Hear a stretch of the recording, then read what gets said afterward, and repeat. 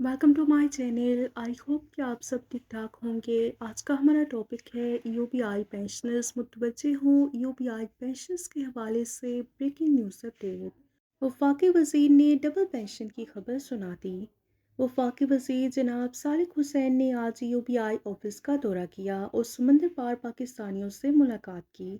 Overseas Pakistanis वो लोग हैं जो कि यूबीआई पेंशनर्स की पेंशन में बड़ा हिस्सा डालते हैं।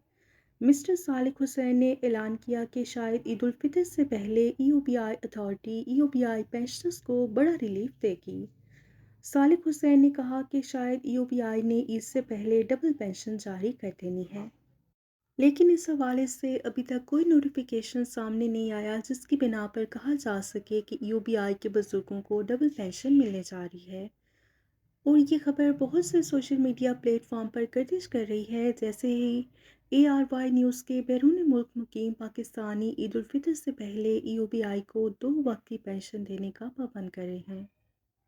ये थी ईयूबीआई पेंशनर्स के हवाले से ब्रेकिंग न्यूज़ अपडेट जो कि आपके साथ शेयर की गई।